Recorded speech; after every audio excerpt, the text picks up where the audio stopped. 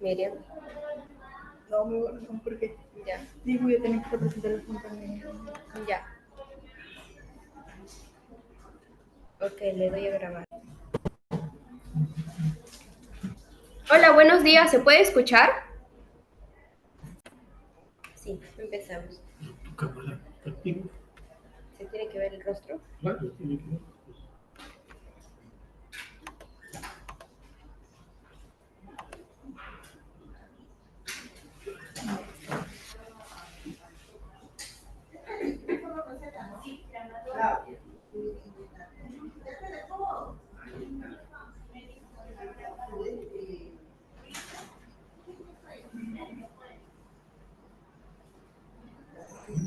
Ya puede hablar, doctor. Ya, muy buenos días. Vamos a dar inicio a esta actividad de telesalud con la participación de nuestros médicos residentes de cuarto año, la doctora Jocelyn Hernández y la doctora Miriam Lázaro.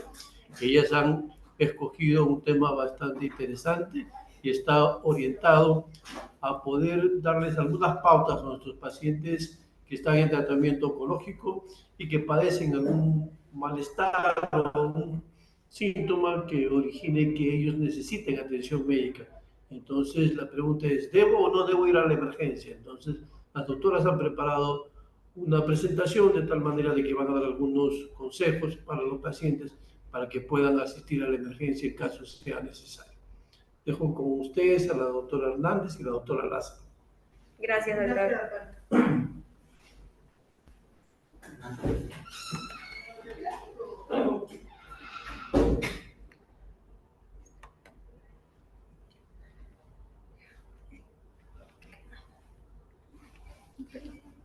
Ya no se puede ver.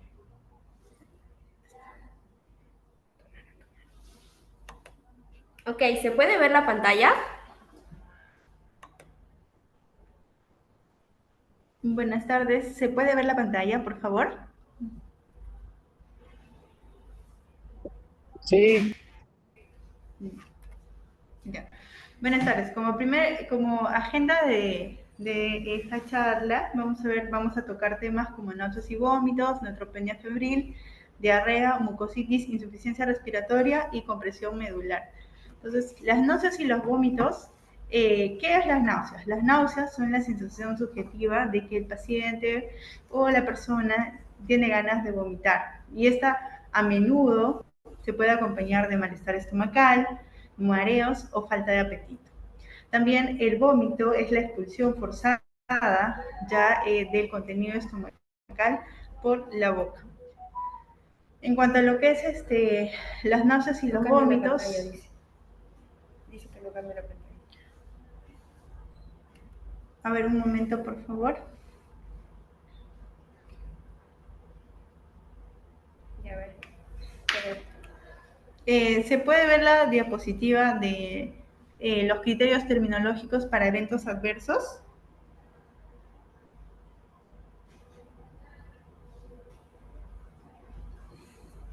¿Me podrían confirmar, por favor? Sí, sí se ve. Gracias.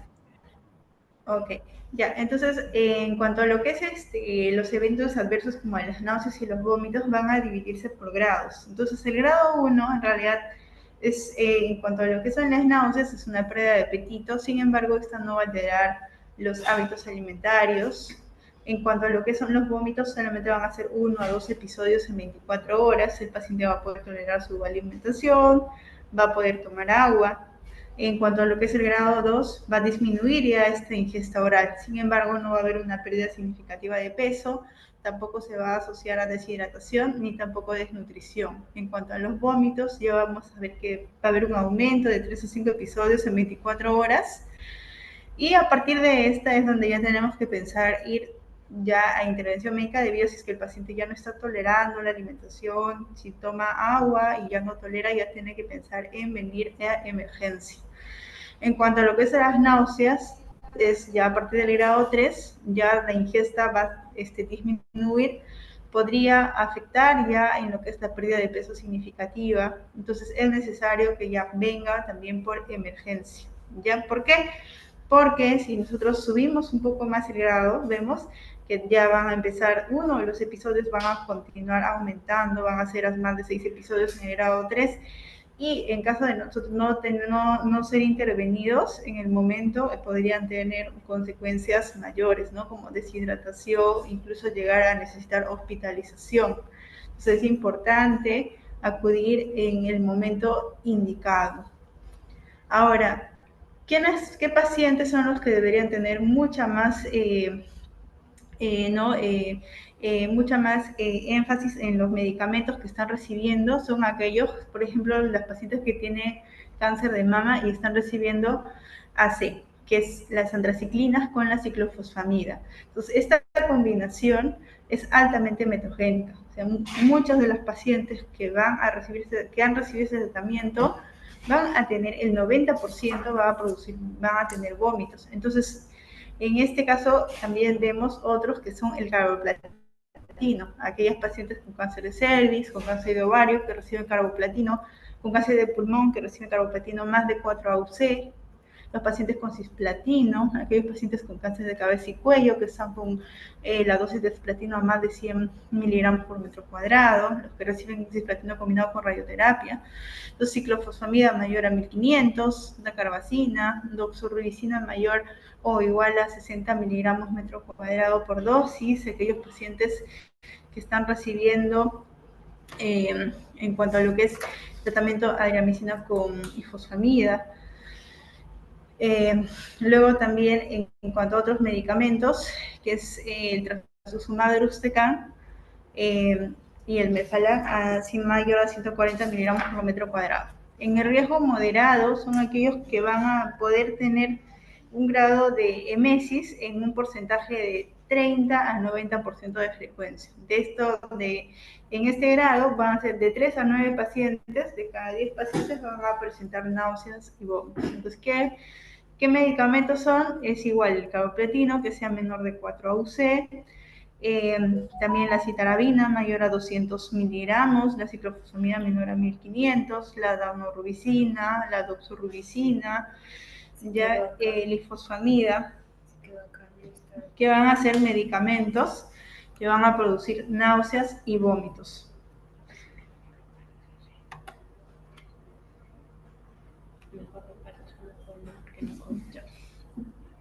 Luego tenemos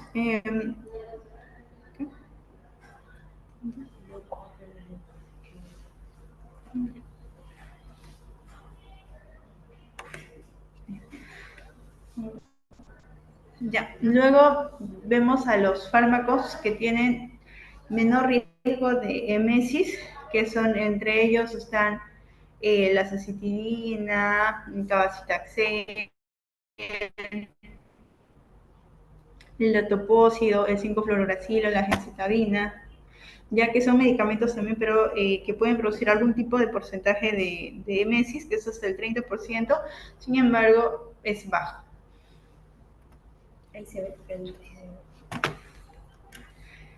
En cuanto a lo que es vamos a ver un caso clínico para poder entender más sobre cuándo debemos acudir a emergencia.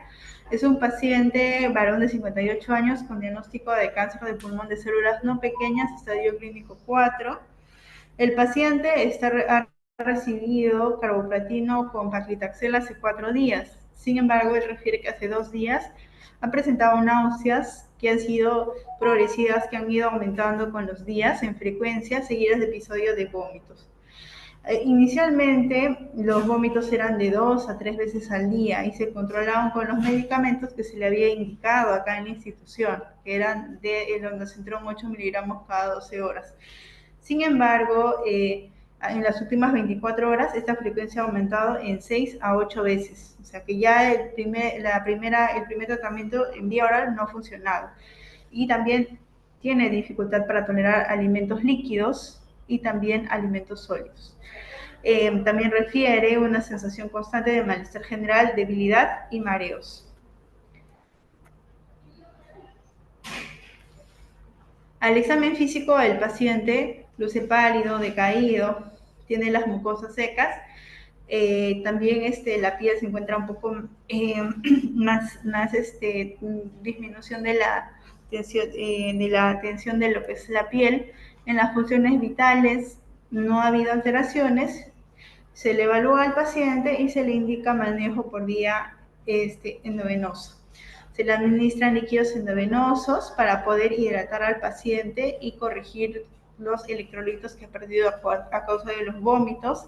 Además, se le añade más antieméticos por vía endovenosa, entregas la metoclopramida, la dexametasona, y se advierte en la siguiente consulta para que el paciente pueda recibir otro tipo de medicamento más para poder prevenir las náuseas, en este caso como el aprepitant.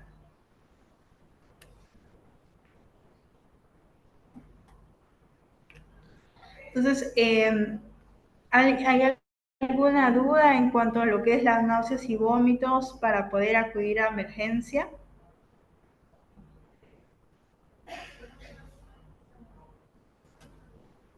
Bueno, si no hubiera dudas, entonces vamos a continuar con el tratamiento, con el tema de neutropenia febril.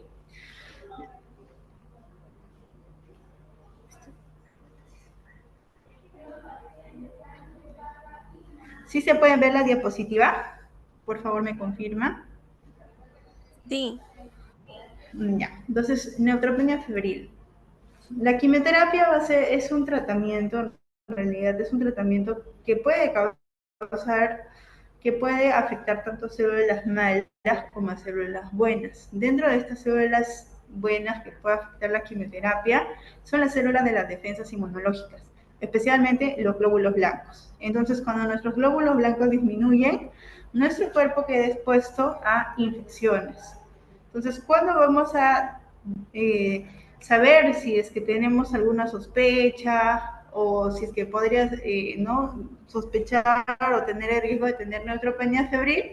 Vamos a ver las definiciones. Siempre para los pacientes es importante tener un termómetro en casa. Cuando sientan ustedes que su temperatura se está elevando, tomarse también la temperatura. Entonces, en cuanto a lo que es la neutropenia febril, vamos a tener un recuento de neutrófilos que es menor a 500, asociado a una temperatura de 38.3 grados o más, o una temperatura de 38 grados que se mantenga por más de una hora. Ahora, ¿en qué pacientes podría estar ausente la temperatura elevada? En pacientes ancianos, en pacientes que están usando corticoide por largo tiempo, aquellos que pueden tener algún tipo de enfermedad que cause inmunosupresión, ¿ya? Es importante determinar si es que ya tenemos neutropenia febril, porque si un paciente está recibiendo quimioterapia y presenta fiebre, la fiebre no es parte del tratamiento, entonces tiene que acudir a emergencia para poder ser evaluado, ¿ya? Ahora, dentro de para tener un poquito más en cuenta respecto al tema de neutropenia febril, vamos a ver el caso clínico. Es una paciente mujer de 45 años. Ya, paciente mujer de 45 años con diagnóstico de linfoma difuso de células B grandes, estadio clínico 3. La paciente ha recibido tratamiento con quimioterapia con ciclofosfamida, doxorubicina, prednisona y vincristina hace 7 días. Refiere que hace 12 horas comenzó a presentar escalofríos, seguido de un aumento progresivo de la temperatura, se siente débil, dolor muscular y en todo el cuerpo, y sudoración profusa. Además, ella refiere que presentaba cansancio en los últimos días y esto lo había atribuido al efecto de quimioterapia.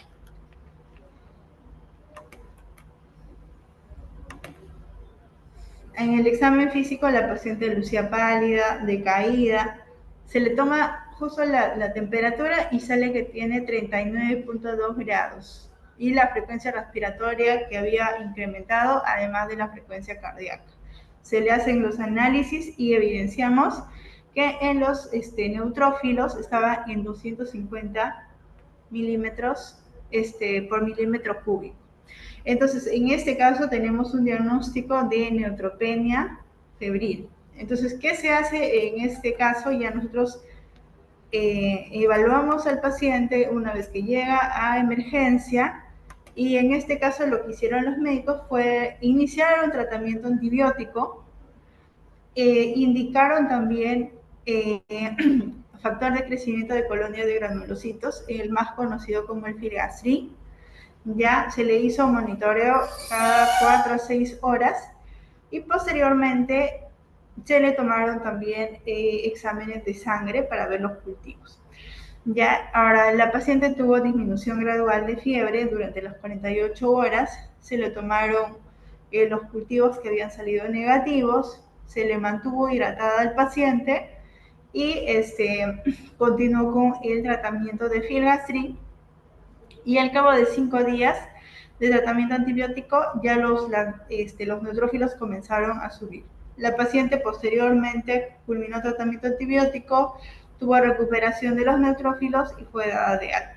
Entonces, en este caso, si la paciente no hubiera acudido a emergencia, probablemente hubiera tenido una mayor complicación en casa. A pesar que esta señora vino oportunamente, requirió una hospitalización.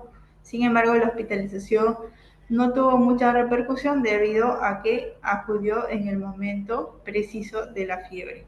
Entonces, por eso, si el paciente está recibiendo tratamiento y presenta fiebre, tienen que venir a emergencia. ¿Para qué? Para poderles hacer la evaluación y en caso que requiera, probablemente hospitalización. ¿Ya? Entonces, sí es importante acudir a emergencia en cuanto a fiebre, en cuanto se presente fiebre. Ahora vamos a... ¿alguna pregunta habrá respecto a este tema de neutropenia febril? ¿Algún pacientito que tenga alguna duda?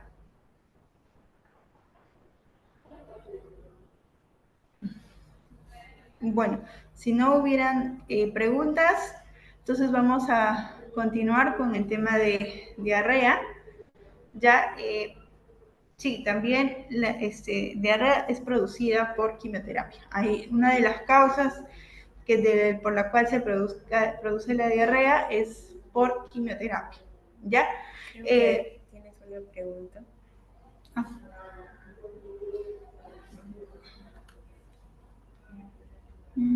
Creo que hay una pregunta. Una pregunta, ¿la temperatura que a la fiebre es la axilar o la oral? De acuerdo, la temperatura de axilar se le tendría que añadir 0.5. En cuanto a la oral, ya sería directo. O sea, si es que tuviera una temperatura de 37.8, más 0.5 ya sería 38.3. Entonces, eso ya se consideraría como fiebre en la axilar. En cambio, en la oral, sí tendría que ser directamente 38.3 grados Celsius. ¿Sí me deja entender o...? Sí, gracias. Ya, ok, de nada. Ya, ¿alguna otra pregunta, por favor? En cuanto al tema de neutropenia febril.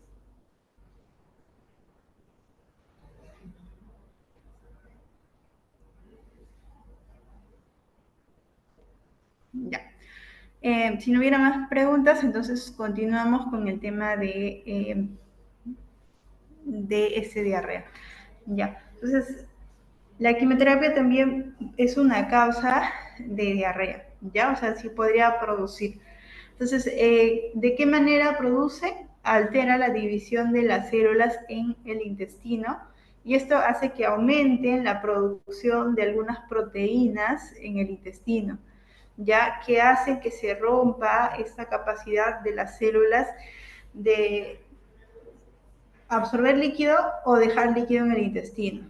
Entonces, como la célula pierde esta capacidad, se queda más líquido en el intestino y por lo tanto hace que las deposiciones se vuelvan más blandas, ya haciendo que también se quede electrolitos y también más agüita en el intestino. Es por eso que se produce la diarrea. Dentro de los grados que podemos determinar en cuanto a diarrea, tenemos grado 1 cuando hay un incremento de las deposiciones comparado con el nivel basal, mayor a 4. Por ejemplo, si el paciente hace una vez al día, entonces en este caso haría 4 veces. Sin embargo, el paciente va a poder comer, va a poder hidratarse vía oral, no tendría ninguna intercurrencia con esto. Posteriormente, en el grado 2 hay un incremento de 4 a 6 deposiciones. En el grado 3 ya va a haber un incremento mayor a 7 deposiciones, incluso va a haber inconsistencia, el paciente no va a poder contener las deposiciones, ya va a requerir incluso hospitalización e incluso hidratación vía endovenosa, debido a que el paciente está perdiendo electrolitos por las deposiciones. Y en grado 4 ya el paciente incluso podría tener una repercusión hemodinámica, disminuir la presión, necesitar incluso una hospitalización o llegar incluso a unidad de cuidados intensivos. Entonces es importante que el paciente, ni bien tenga deposiciones que ya no pueda controlar, a partir ya, si vemos que el grado 2 está yendo ya para grado 3, inmediatamente acudir por emergencia. ¿Por qué? Porque probablemente se le haga la evaluación, si el paciente está estable, se le dé algunos medicamentos para poder continuar en casa, ¿ya? Y no requerir hospitalización. Si nosotros dejamos que los síntomas aumenten, si sigue aumentando la frecuencia, probablemente ya llegamos al grado 4. Entonces, lo que se trata de prevenir en este caso es llegar al grado 4.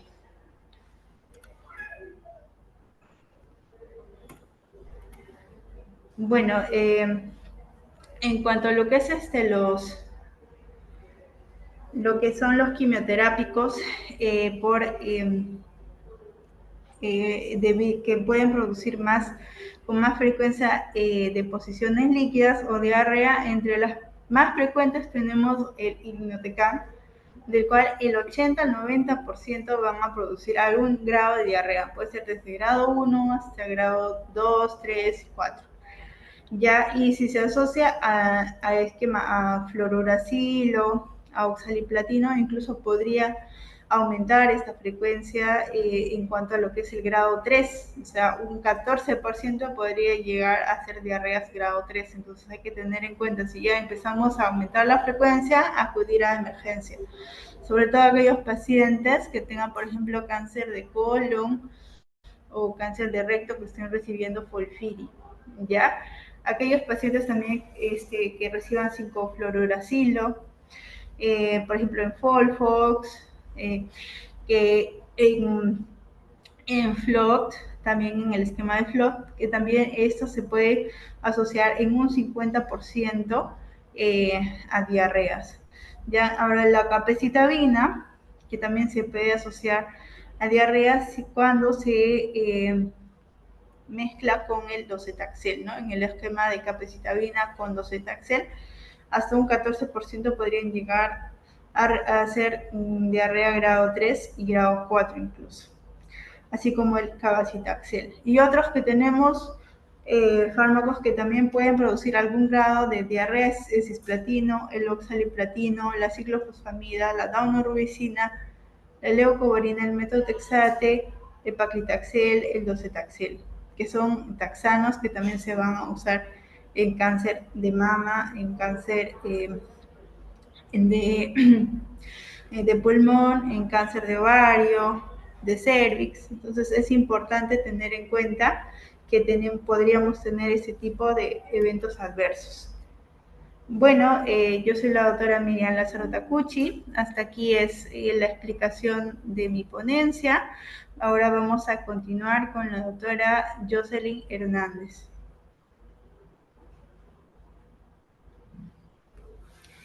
Buenas tardes con todos. Bueno, soy la doctora Jocelyn Hernández, residente de cuarto año del Instituto Nacional de Enfermedades Neoplásicas.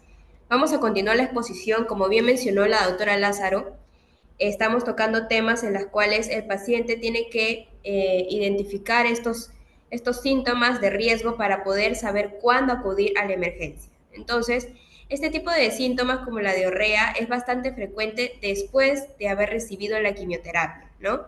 En la diapositiva anterior, bueno, hemos visto de que es importante que nosotros sepamos y debemos de preguntar al médico oncólogo qué tipo de quimioterapia estamos recibiendo para que de esa manera nosotros tener presente si es que esta quimioterapia nos va a predisponer a hacer más diarreas o no.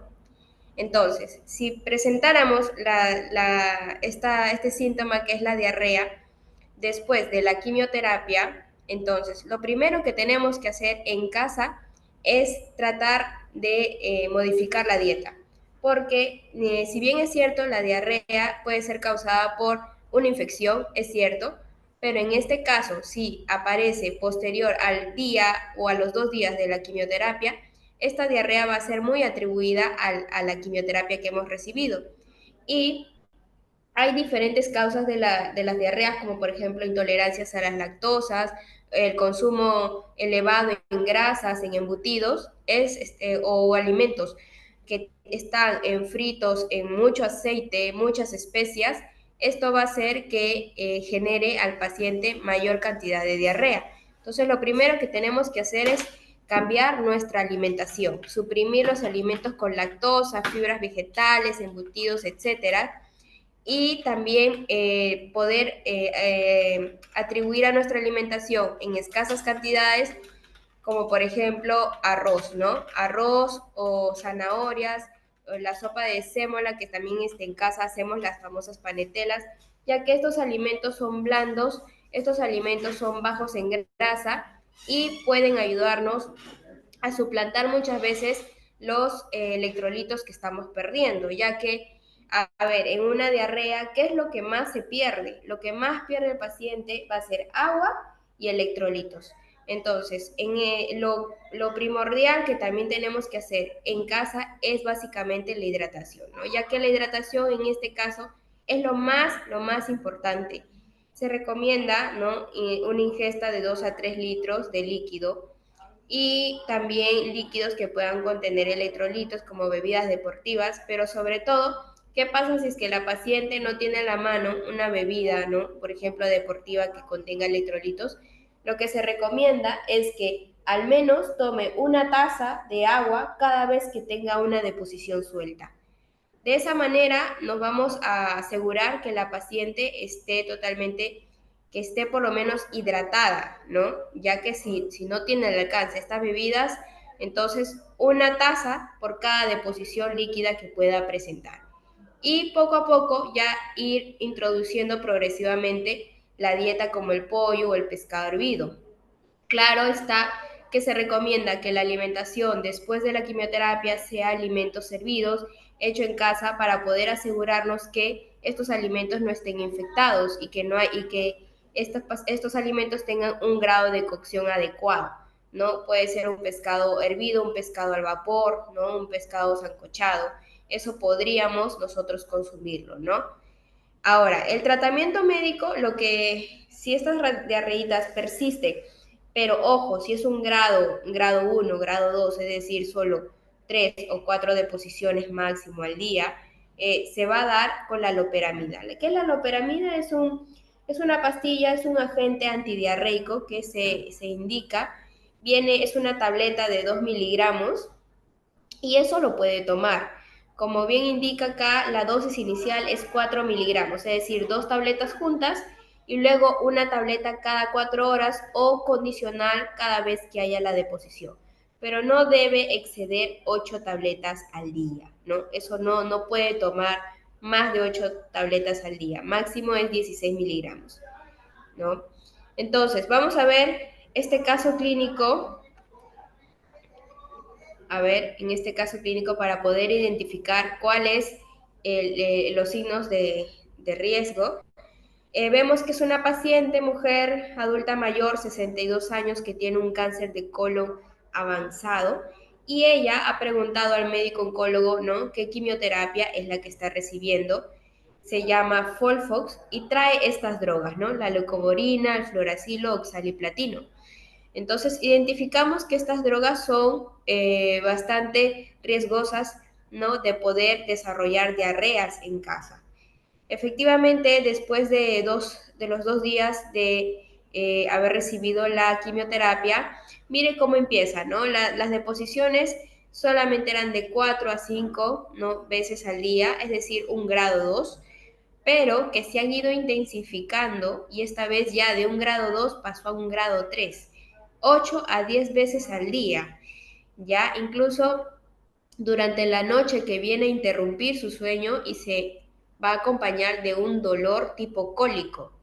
Incluso aparece el tenesmo, ¿no? ¿Qué es el tenesmo? Que es la sensación que tiene la paciente a la evacuación incompleta, ¿no? Entonces, esto le genera debilidad, cansancio y también una sed constante. ¿Por qué? Porque ya estamos entrando a un grado de deshidratación. Entonces, ¿qué es lo que hacemos? La paciente identifica que ya está en un grado de 2 a 3 en lo que es las diarreas, viene a la emergencia, se le hace el examen físico, está algo decaída, como mencioné, ya se espera encontrar algún signo de deshidratación. Y si bien es cierto, la presión arterial no está con fiebre, la frecuencia respiratoria está dentro de los parámetros, pero si vemos que la frecuencia cardíaca ya está elevándose, tratándose de compensar esta deshidratación que está teniendo. Evaluamos el abdomen, ¿no? Los ruidos que hace en la barriguita están bastante aumentados y está doloroso, ¿no?, en la parte inferior del abdomen. No se están tocando masas ni tumores, pero sí está doloroso. También evaluamos la región del ano, ya que ha estado con constantes diarreas para ver si es que hay algún tipo de herida, fisura. En esta ocasión no se encontró. ¿Y qué es lo que optamos nosotros por tratar? Primero vamos a, como mencioné, lo más importante, la hidratación. Si el paciente puede tolerar la parte oral, se le da abundantes líquidos a libre demanda, ¿no? Que tome soluciones, como mencioné, que tal vez trajeran las bebidas energéticas donde traigan electrolitos, o si no, bueno, agua a libre demanda. De acuerdo al grado de deshidratación, optaremos también por una hidratación con suero endovenoso y, bueno, iniciar el tratamiento antidiarreico, como expliqué, la loperamida, ¿no?, que es una tableta de 2 miligramos. Y sobre todo, calmar los dolores abdominales que también vienen acompañados muchas veces a las diarreas, ¿no? Poner algún antispasmódico que ya se podría indicar también como un tratamiento complementario y de esa manera poder nosotros brindar el mejor soporte a las diarreas que se producen después de la quimioterapia.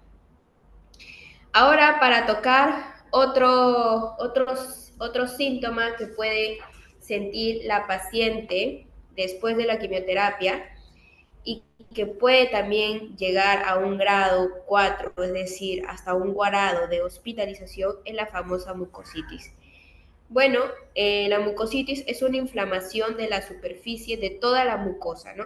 Pero ¿por qué produce eso? ¿Por qué pasa esto? Porque, como bien sabemos, la quimioterapia entra a nuestro cuerpo y daña las células cancerosas, sí, pero también daña a las células sanas que se reproducen bastante rápido. ¿Qué células son las que se reproducen bastante rápido en nuestro cuerpo? Pues son las células como las que recubren las mucosas o la boca. Entonces, estas células buenas son dañadas por la quimioterapia indirectamente, claro, ¿no? Entonces, como todo aquí en la oncología, como todo en esta parte de síntomas, signos que estamos viendo, nosotros vamos a estratificarlo por grados, ¿no? Como vemos en la imagen del grado 1, ¿no? Aquí, a ver, voy a señalar aquí con el cursor, ¿no? En el grado 1 vemos que hay una zona roja está doloroso, pero solo es una zona roja, ¿no? Hay dolor y eritema, pero solo es local, solo es allí, solo está levemente enrojecido. En cambio, en el grado 2 podemos ver que ya hay una presencia de una úlcera localizada, tiene bordes irregulares y está como una placa blanquecina. Pero ojo que aquí el paciente todavía puede comer, ¿no? O sea, puede tener esta úlcera en el labio del lado izquierdo, pero puede comer por el lado derecho. O sea, todavía puede alimentarse. Pero fíjense en el grado 3 y en el grado 4. En el grado 3, el paciente ya tiene en todo el labio la parte roja con placas blanquecinas, que el paciente ya tiene molestias para poder deglutir bien. Ya no es posible tragar. Peor es en el grado 4, donde no solamente está en la mucosa, sino también está en la parte de atrás de la garganta, involucra también la lengua y toda esa zona. Entonces ahí, cuando ya no puede pasar ni alimento, ni sólidos, ni líquidos, porque genera demasiado dolor, es allí donde nosotros ya vamos a indicar la hospitalización.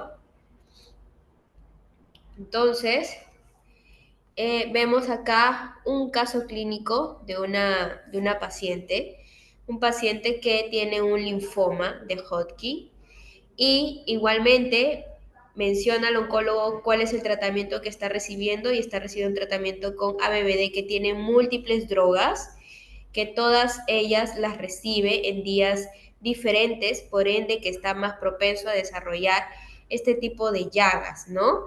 Entonces el paciente viene porque ha aparecido unas heridas tanto en la boca, incluso en la garganta, en los últimos 5 días después de haber recibido la quimioterapia.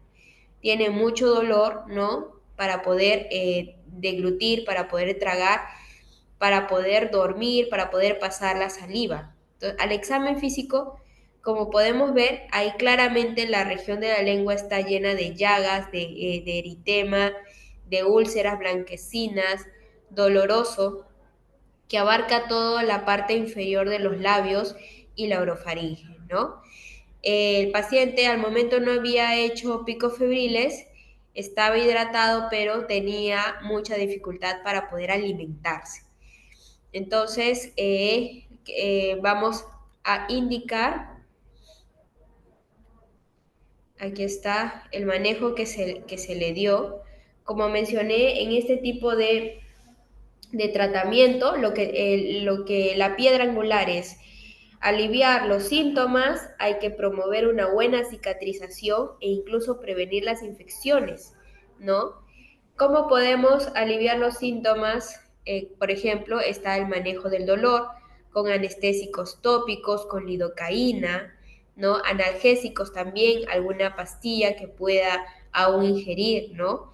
Unos buenos enjuagues con bicarbonato, solamente es enjuague, ¿no? No es tomar, es enjuagar y luego escupirlo. Tener también una adecuada limpieza con una pasta de dientes con flúor, se recomienda bastante, o las cerdas del cepillo tiene que ser una cerda blanda para que no pueda dañar esa zona de la mucosidad. Y sobre todo, poder prevenir las infecciones, ya que esta zona de la boca está bastante húmeda, en contacto con diferentes alimentos, entonces si tenemos heridas allí, esas son puertas de infecciones. Entonces, también tendríamos que prescribir algún antifúngico, ¿no? Para poder, sobre todo, prevenir esta infección por este hongo bastante conocido que se llama cándida, ¿no? Y darle el soporte nutricional, ¿no? O sea, es decir, alimentos blandos, alimentos que el paciente pueda ingerir bastante rápido y no tenga mucha masticación por el momento. Entonces se continuó este plan de trabajo, ¿no? Observando una gran mejoría de esta mucositis, una gran mejoría progresiva. Bueno, otro síntoma que pueden presentar los pacientes después de la quimioterapia es la insuficiencia respiratoria, es decir, el paciente va a empezar a tener dificultades para poder respirar.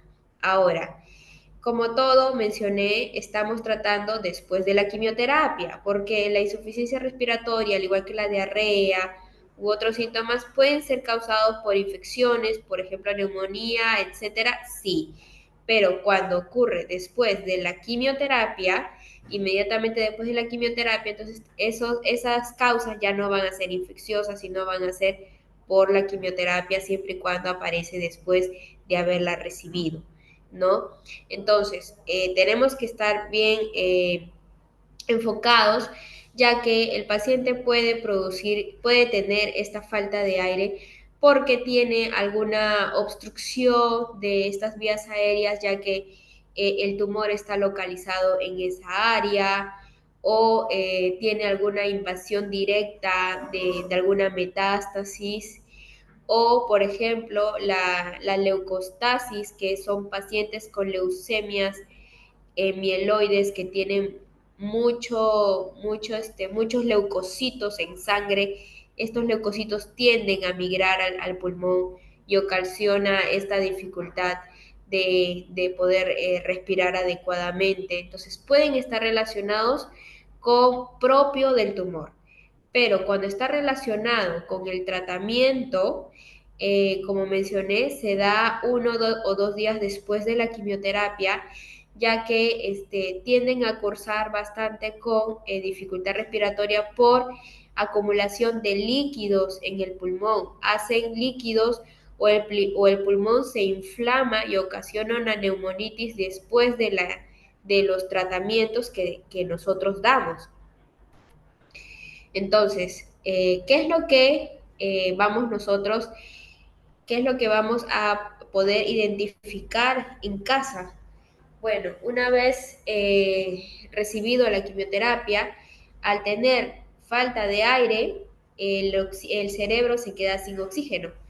El paciente puede estar desorientado, puede estar confuso, puede tener dificultad para respirar, empieza a verse en los labios un color azulado, en las uñas, en, en la piel, empieza a respirar cada vez más rápido porque le cuesta respirar, le duele mucho la cabeza, ¿no? Que está asociado a la hipercapnia, que es cuando nosotros ya no tenemos tanto oxígeno, sino CO2 en el cuerpo, ¿no? Y deberíamos tener lo contrario, deberíamos tener más oxígeno, no CO2. Entonces, son signos de alarma en la cual tenemos que tener en cuenta si empezamos a sentir después de la quimioterapia. Por ejemplo, vemos este caso clínico que es una paciente, no mujer adulta, 55 años, con un cáncer de mama, que si bien es cierto, era un estadio clínico localizado, fue diagnosticado hace 3 años, pero ¿qué pasó? La enfermedad regresó justamente a nivel pulmonar. Entonces le dieron la quimioterapia y la quimioterapia, como mencioné, empieza a destruir células malas, células buenas y posteriormente a los 3 días de haber recibido este tipo de quimioterapia, vemos que la paciente empieza a tener, ¿no?, una tos seca, una tos persistente que no pasa y dificultad para poder respirar, ¿no? Entonces, esto no es algo normal para la paciente, ya que si bien es cierto, tiene una metástasis en el pulmón, pero esa metástasis antes no había estado originando esta dificultad respiratoria, sino esto se ha dado después de haber recibido la quimioterapia. Entonces, ella identifica esta diferencia, estos signos y síntomas y acude a la emergencia donde efectivamente vemos que la frecuencia cardíaca está elevada, la frecuencia respiratoria también está elevada, la saturación de oxígeno ha bajado y nosotros tenemos que darle el soporte médico con oxígeno, ¿no? En este gráfico se le coloca una cánula binasal para poder ayudarla y poder subir los valores de oxígeno en sangre y se procede al examen físico, ¿no? auscultamos el pulmón y vemos que el murmullo vesicular, que es el paso del aire, pasa muy bajito, ¿no?, por los pulmones, y vemos que al momento de realizar imágenes, tanto con tomografías como radiografías, placas de tórax, vemos que aparte de la lesión del pulmón, que ya sabíamos que ahí había regresado, encontramos un pozo, ¿no?, una ecolocalización, que quiere decir que hay derrame pleural allí en el pulmón, que probablemente sea secundario a la enfermedad de fondo que se ha desarrollado después de la quimioterapia. Entonces, damos el tratamiento con el oxígeno complementario, hacemos un drenaje para poder retirar esta agua de los líquidos de los pulmones, y de esa manera la paciente mejora la saturación, mejora la parte respiratoria, y posteriormente ya puede ir siendo dada de alta, ¿no? Bien, ahora vamos con otro síntoma, con otros signos y síntomas, que es la famosa compresión medular, ¿no? Entonces, la compresión medular también hay que saberla identificar, porque también hemos visto bastantes casos últimamente que se ha dado en la emergencia. Como sabemos, la médula espinal es una estructura del sistema nervioso central que se va a extender desde el cerebro hasta la parte baja de la espalda, dentro del canal vertebral. Toda esa región larga es de la médula espinal. Cuando tenemos un tumor allí, ya que está ejerciendo presión sobre esta médula espinal, hace que la función nerviosa se dañe. Ahora, ¿podemos tener un tumor en esa zona? Sí, pero también hay que tener en cuenta que también podríamos tener una metástasis ósea, ¿no?, que esté destruyendo las vértebras de la columna, y por ende también ejerce presión sobre este canal medular. Entonces, ¿qué es lo que vamos a identificar? Primero, una pérdida del control urinario y de las heces.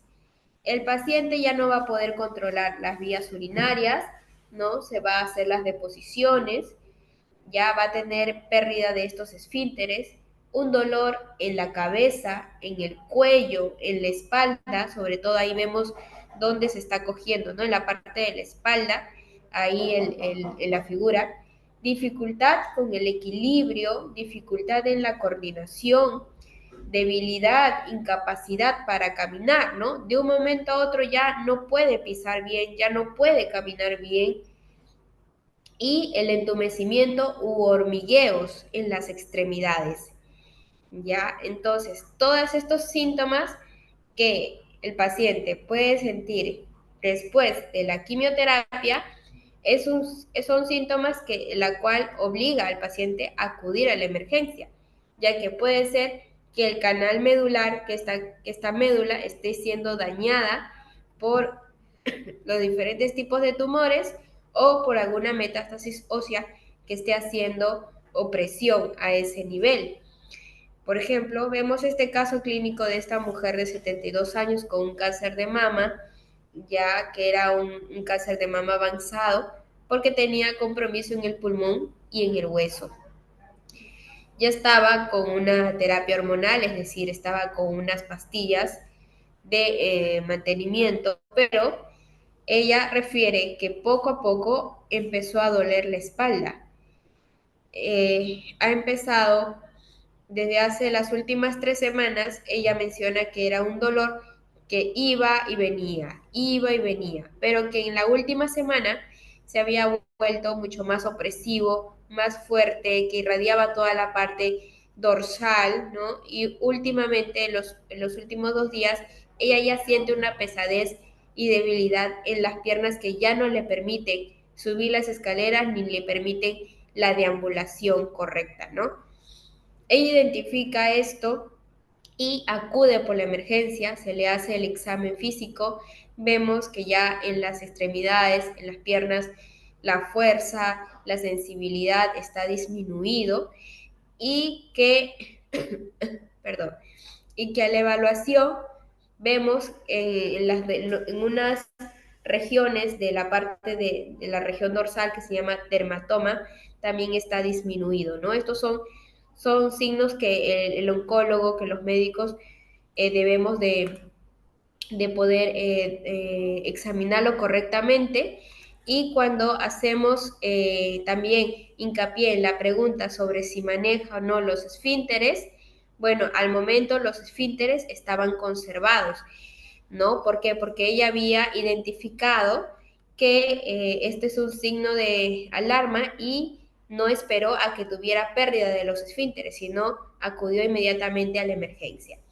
Se le pide inmediatamente las imágenes que son en este caso, lo mejor, bueno, una resonancia de columna, y se revela, ¿no?, que tiene una masa que está a nivel de T3, que está en la columna baja, ¿no?, que está haciendo un efecto opresivo en el canal de la médula espinal y por ende la está comprimiendo.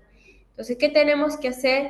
Bueno, vamos a darle un tratamiento con corticosteroides para poder eliminar, para poder disminuir la inflamación que puede estar ejerciendo este tipo de tumor, ¿no? Eliminar la hinchazón, darle también manejo del dolor, ya que esto también es bastante doloroso, ¿no? Con opioides si ha de ser necesario, si es que no pasa con un analgésico común, ya poder escalar un poco más con opioides y darle radioterapia, ¿no? Radioterapia a nivel de la lesión en donde se halló este tumor.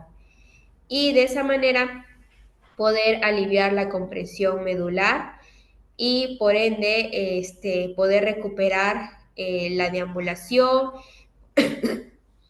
poder recuperar la fuerza en las piernas y la sensibilidad también.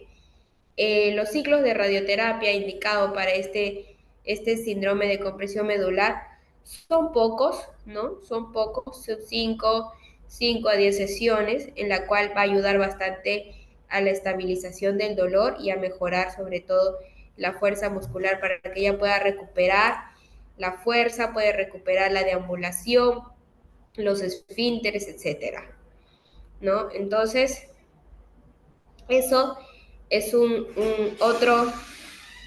eso es otro de los síntomas, de los signos y síntomas que hay que tener bastante en cuenta para poderlos identificar en casa y por ello poder acudir inmediatamente a la emergencia y poder nosotros hacer el respectivo tratamiento adecuado, ¿no? ¿Hay más emergencias oncológicas? Sí, las hay, pero esas son identificadas en el momento del diagnóstico y por ende se podrá decidir la hospitalización inmediata. Pero lo que hemos expuesto es lo que queremos que las pacientes puedan identificar en casa, porque estos temas, estos puntos que hemos tratado, como la fiebre, la diarrea, la mucositis, síndrome de compresión, se ven en casa. Es por ende que hacemos hincapié en los pacientes que puedan saber qué es normal y qué no es normal en su cuerpo y poder identificarlo y acudir inmediatamente por emergencia, ¿no? Ya, sí, sobre todo en cuanto a lo que es, ¿no? Después de haber recibido el tratamiento de quimioterapia. Pueden también preguntar si ahorita les ha quedado alguna duda, pueden preguntar nuevamente respecto a los temas y a los puntos que se ha tratado o algún punto que tengan ustedes alguna duda, ¿no? Si acudir o no a emergencia. Esperemos que haya quedado claro y que a partir de ahora, ¿no?, que ya han escuchado la ponencia, puedan tener en cuenta estos signos de alarma y acudir con prontitud a la atención de emergencia. ¿Habrá alguna pregunta de algún pacientito o algún familiar acerca del tema?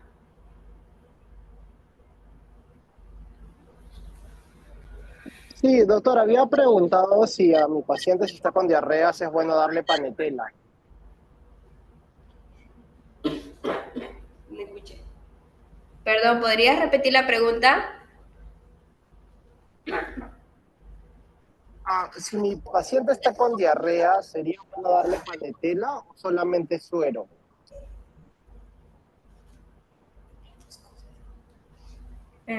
Se podría en realidad dar los dos, o sea, los sueros de rehidratación oral y también la panetela.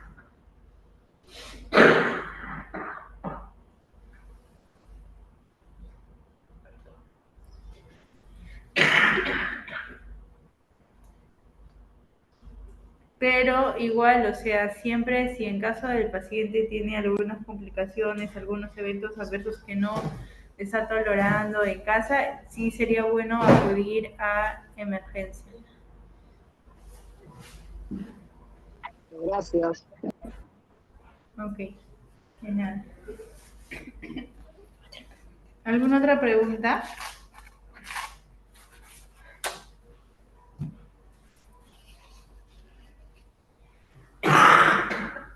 Muy buenas tardes. ¿Me escuchan, doctoras? Sí, buenas tardes. Buenas tardes. Por favor, quisiera saber si me escuchan porque estoy llamando de un lugar bastante lejano. Sí, sí la escuchamos. Muy buenas tardes, doctoras. Pregunta no, creo que esto está, bueno, a mi entender, bastante claro, de mucha ayuda para la familia. Felicito el trabajo de usted y de la doctora Jocelyn Hernández, obviamente por su exposición. Muy contenta y satisfecha por su exposición y sobre todo al saber de que el, el hospital, ¿no? El INEI se preocupa pues porque la comunidad, ¿no? Los familiares de los pacientes podamos estar enterados, bueno, de la exposición de hoy día, ya que muchas veces en los consultorios no hay el tiempo, ¿no? Para de repente preguntar estas cosas. Muchas gracias, muy agradecida a la doctora y a la doctora Jocelyn Hernández, que estuvo bastante su exposición entendida. Muchas gracias y créame que ustedes serán muy buenos profesionales en un futuro no tan lejano, porque ya lo son. Muchas bendiciones para ustedes, doctor. Muchas gracias. Muchas gracias a usted. Gracias. Bien, entonces damos por concluida la exposición del día de hoy. Gracias por habernos acompañado.